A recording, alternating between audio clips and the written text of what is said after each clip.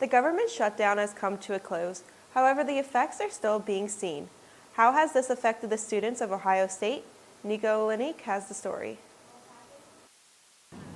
That's right, but the effects of the shutdown have rippled into the lives of others, including college students. It seems to have created a little bit of a negative energy around. We're too divided as a country right now. Personally, it has not, other than just being able to do my taxes. Although the shutdown has ended, many worry that another may occur on February 15th at the end of the 3-week continuing resolution, and students don't seem too confident in the government to agree on a way out. I honestly don't think they're going to reach an agreement anytime soon, so I think we're in for the long haul. He wants what he wants, so I wouldn't be surprised if he kept it going if he didn't get what he wanted. Both sides are just sticking their feet in the mud and not willing to move at all. In the case of any future shutdowns, the Federal Student Aid Office, which accounts for many scholarships and student loans, may be at risk for loss of funding, potentially harming thousands of OSU students. I depend on those loans and whatnot, and so I kind of, have to do what I do to keep up with financials, so I would not be too happy about that. I'd be just fine, I think.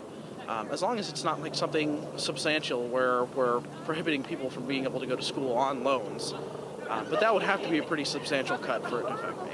Could affect my student loans, which I really depend on, and wouldn't be good for me because then I would be paying out of pocket, which I wouldn't like to be doing. I would like to keep my money saved up. While these worries of the future are reasonable, most universities have been pretty understanding of the situations for students.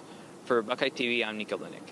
Philanthropy is on the rise in Columbus. Today we're featuring a nonprofit aimed to connect in the area.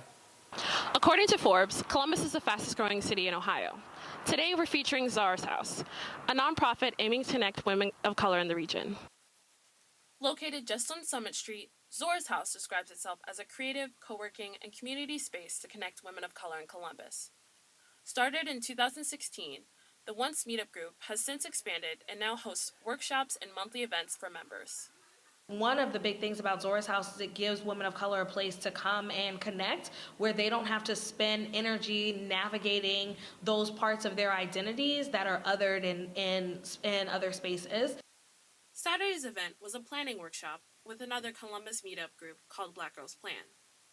Members had the opportunity to make vision boards as they set up their agendas for their future goals using stickers, colored pens, and magazine clippings. Izetta Thomas has attended Zuras House events for close to 2 years and spoke about her time with the group. I think my favorite thing about Zuras House is the feeling. I enjoy the spirit of this space. It is very welcoming, very inclusive, and very for us, by us. And I just absolutely adore that. Zuras House wants to continue to connect women of color and hopes to expand their events as more people move to Columbus. With Buckeye TV, I'm Deborah Eschen. Are the Columbus Destroyers coming home? The Arena Football League has announced that the Columbus that will get the league's 6th franchise and will start to play spring of 2019. Kyle Martin has the story. It's true, Buckeye fans. Football doesn't have to end in November, as the Arena Football League has announced that Columbus will get its 6th team starting in the spring of 2019. Columbus Destroyers called Nationwide Arena home between 2004 and 2008, where they drew an average attendance of around 14,000 fans. The team's history is highlighted by a run to Arena Bowl 21 in 2007, with current Chicago Bears head coach Matt Nagy as the starting quarterback. This has led many to wonder if the new franchise can pick up where the Destroyers left off.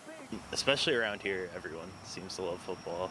And I'm from Cleveland, so everyone likes to go to Gladiators games and stuff. Our church would go on big group things, so I could see it being successful. Well, I think there will be a lot of success. I'm from Portland, and we have an arena league out there. At least we used to, and it's a pretty interesting thing, right? I know a lot of people around here are big football fans, and they kind of have to migrate to the Browns or the Bengals because there isn't a pro team here. So to have the Arena Football League kind of makes a lot of sense, especially in such a big football city with Ohio State and all that kind of stuff. Columbus seems to be a sports-oriented town, so I think it wouldn't be hard to rebuild the fan base that kind of got left without any team to cheer for in 2008. If the new franchise is able to get the same average attendance of 14,000 fans, they would have the best attendance in the AFL, topping Albany's average attendance in 2018 of 9,714. Perhaps like in the winter and spring, if there's events we might be able to go to, that would there'd be way less competition with the football season too. Although the Arena League has not announced a team name yet for the Columbus franchise, the team will start play this spring at Nationwide Arena, where the Columbus Destroyers used to play. From Buckeye TV, I'm Kyle Martin. No official date has been set for the kickoff of the 2019 season. Have you ever wanted to immerse yourselves into a fantasy world for a weekend? Recently, there has been a weekend-long convention of anime, comic books, video games, and more. Kadadran Kotman has the story. Hello everyone, my name is Kadadran Kotman, and I'm here at the Greater Ohio Convention Center for the annual OhioCon. OhioCon is a weekend-long event that draws in cosplayers from all across the country.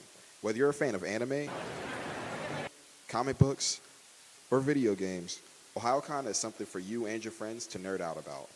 Yeah, we're all cosplayers. We're just not cosplay right now. Mine is from Boku no Hero Academia. We're Shiro and Allura, 50s Greaser AU style. Cosplay is a fan-engaging frenzy where people like to dress up as their favorite characters and enjoy the day being around like-minded people. It's a fun place for friends, Honestly, like friends, and just the atmosphere is really chill. rivals, and families.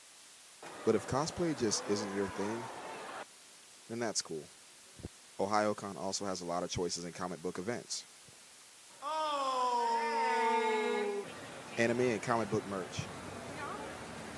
We do custom work, we do everything from sculpting. Our name's Neon Culture. We started the convention scene about 2 years ago. And live fan performances.